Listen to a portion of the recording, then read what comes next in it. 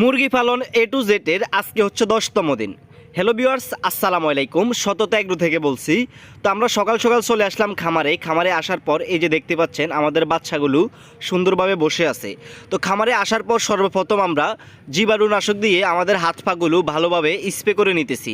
তো আপনারাও অবশ্যই খামারে প্রবেশ করার আগে জীবাণুনাশক দিয়ে ভালোভাবে স্প্রে করে তারপর হচ্ছে খামারে প্রবেশ করবেন। তো যেহেতু আমাদের এই বাচ্চাগুলোর বয়স চলে আজকে প্রায় 10 দিন, তো 10 দিন হিসেবে আমাদের এই বাচ্চাগুলোর গ্রোথ মোটামুটি ভালোই আছে।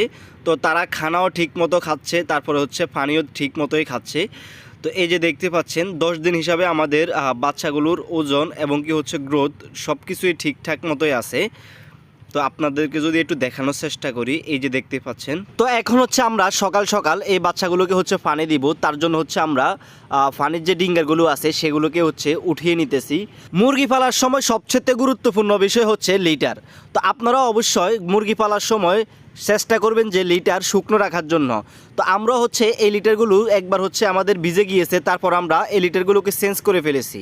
পানির ডিঙ্গারগুলো উঠিয়ে নেওয়ার পর এখন হচ্ছে আমরা ভালোভাবে পানির ডিঙ্গারগুলোকে পরিষ্কার করে নিব। পানির ডিঙ্গারগুলো পরিষ্কার করা হয়ে গেলে তো আমরা হচ্ছে এখন আজকে এই বাচ্চাগুলোকে হচ্ছে কোনো ওষুধ দিব না।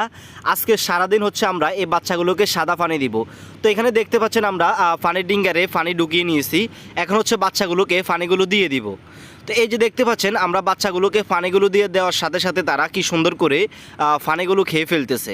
তো পানি দেওয়া হয়ে গেলে আমরা হচ্ছে এখন এই বাচ্চাগুলোকে খাদ্য দিয়ে দিব। তো এই যে দেখতে পাচ্ছেন আমরা খাদ্যের ডিঙ্গারে হচ্ছে খাদ্যগুলো দিয়ে দিতেছি। তারপর হচ্ছে দুপুরে কি কাজ করলাম।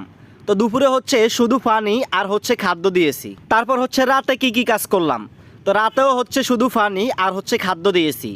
তো বন্ধুরা, এই ছিল মুরগি পালন এ টু জেড এর আজকে হচ্ছে 10তম দিন। তো বন্ধুরা, দেখা হবে পরবর্তী ভিডিওতে। সে পর্যন্ত সবাই ভালো থাকবেন, সুস্থ থাকবেন। আল্লাহ হাফেজ।